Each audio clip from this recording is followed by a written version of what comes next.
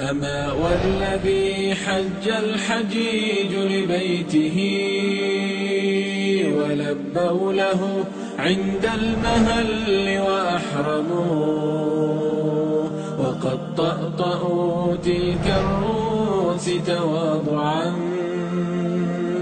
لعزته تعنو الوجوه وتسلم يهلون بالبيداء لبيك ربنا لك الملك والحمد الذي أنت تعلم دعاهم فلبوه رضا ومحبة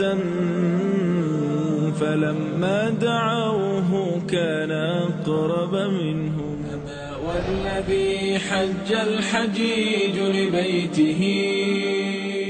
الحمد لله رب العالمين والصلاة والسلام على نبينا محمد وعلى آله وصحبه أجمعين.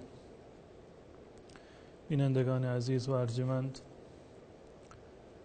در جلسه قبل درباره نیت خالصانه در عبادات و بالاخص در نیت حج مطالبی رو خدمت شما عزیزان و بزرگواران عرض کردم. برای پذیرش هر عمل به درگاه الله متعال دو شرط اساسی و مهم وجود دارد. یکی همان اخلاص نیت و خالصانه و بیشایبه بودن نیت و هدف هست و اگر عبادتی نیت خالصانه ای را نداشته باشد، فقط و فقط برای الله متعال نباشد، قطعا الله چنین عبادتی را نمیپذیرد. اما برای پذیرفته شدن عمل تنها اخلاص نیت و خالصانه بودن عمل برای الله متعال کافی نیست، بلکه اعمال عبادی ما و عبادات ما همراه با اخلاص نیت و خالصانه بودن هدف و انگیزه باید مطابق و موافق سنت های رسول الله صلی الله علیه و سلم و آموزه های ایشان باشد. بدین خاطر است که رسول الله صلی الله علیه و سلم در اعمال حج و در اعمال بقیه عبادات همیشه توصیه می کردند که این اعمال را آنگونه که من انجام می دهم شما هم انجام بدهید. و فراتر از این الله متعال در قرآن کریم رسول الله صلی الله علیه و سلم را با عنوان بهترین الگو و نمونه عملی برای اقتدا و پیروی برای ما رسول الله صلی الله علیه و سلم را معرفی کردند. آنجایی که در سوره احزاب می فرماید لقد کان لکم فی رسول الله اسوة حسنه لمن کان یرجو الله والیوم الآخر و ذکر الله کثیرا. رسول الله صلی الله علیه و سلم بهترین الگو و برترین نمونه عملی هست برای آن کسانی که امید رحمت و رضایت الله متعال را دارند و به روز آخرت و قیامت ایمان دارند و کسانی که میخواهند همیشه در یاد الله متعال باشند. لمن کان یرجو الله والیوم الآخر و ذکر الله کثیرا. رسول الله بهترین الگو هست برای آن کسانی که امید دارند به الله متعال و قیامت و ذاکر الله متعال هستند.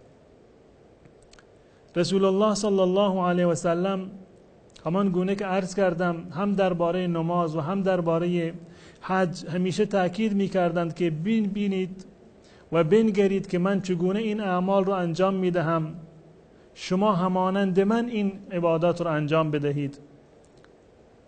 در مورد حج در حجة الوداع که اولین و آخرین حج رسول الله صلی الله علیه و سلم در اسلام بود. رسول الله صلی الله علیه و سلم فرمودند لتأخذوا مناسککم فإنی لا ادری لعلی لا القاکم بعد عامی هذا. مناسک خودتان را، اعمال حج را از من فرا بگیرید، مرا نگاه بکنید که من چگونه این مناسک و اعمال را انجام میدهم.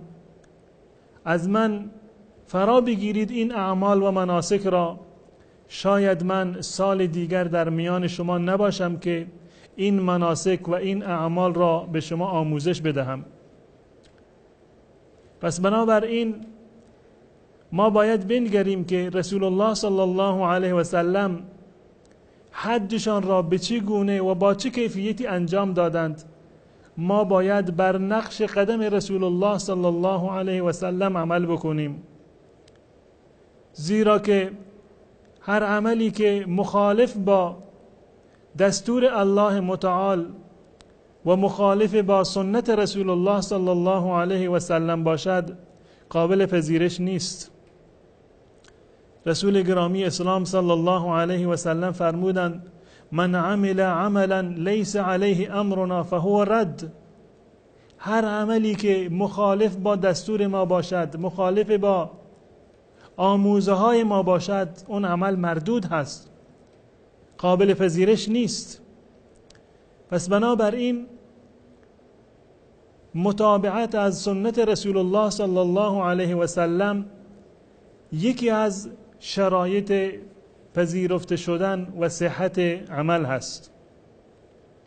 یکی دیگر از نکاتی که باید به آن توجه کرد و بسیار مهم هست، خصوصا در باب حج، نفقه پاکیزه و حلال هست. همان گونه که قبلا عرض کردم، حج یک عبادت جانی و مالی هست. یعنی شما باید هم از جانتان و هم از مالتان مایه بگذارید و هزینه بکنید تا اینکه بتوانید حج را انجام بدهید. و هزینه ای را که در حج هست و اموالی را که شما در ذهاب و ایاب و رفتن و برگشتن به حج شما خرج می کنید، قطعاً باید یک هزینه و یک مال حلالی باشد. در روایتی رسول الله صلی الله علیه و سلم می فرماید ان الله طیب لا یقبل الا طیبا. الله متعال پاک و پاکیزه هست و به جز پاکیزگی چیزی را قبول نمی کند. و الله متعال فقط و فقط اعمال پاکیزه و بیشایبه را قبول می کند. و ان الله امر المؤمنین بما امر به المرسلین. الله متعال همان دستوری را که به پیامبران خودش داده در این زمینه، دقیقاً همان دستور را به مؤمنان هم داده. دستور الله متعال به پیامبران الهی این هست که الله متعال می فرماید یا ایها الرسل کلوا من الطیبات واعملوا صالحا انی بما تعملون علیم. ای پیامبران، ای رسولان، ای فرستادگان من، کلوا من الطیبات، پاکیزه بخورید، چیزهایی را که پاکیزه و حلال هستند استفاده بکنید، و عملوا صالحا، و اعمال خیر و نیک انجام بدهید. انی بما تعملون علیم، من به اعمال شما آگاهم. و در خطاب به مؤمنان و مسلمانان الله متعال می فرماید یا ایها الذین آمنوا کلوا من طیبات ما رزقناکم. ای مؤمنان، از پاکیزگی ها و موارد پاکیزه‌ای که ما به شما عنایت کردیم و رزق و روزی شما کردیم بخورید. واشکروا الله ان کنتم ایاه تعبدون. اگر واقعا الله متعال را میپرستید و پیرو الله هستید، پس حتما باید پاکیزه بخورید و الله متعال را شکرگزار باشید. و در ادامه این روایت رسول الله صلی الله علیه و سلم درباره یک انسانی که به سفر رفته و در سفر دچار مشقت و سختی شده موهایش پریشان و ژولیده و سر و رویش گرد و غبار گرفته، نهایتا دستها را بلند می کند و می گوید یا رب یا رب، به درگاه الله متعال دعا می کند.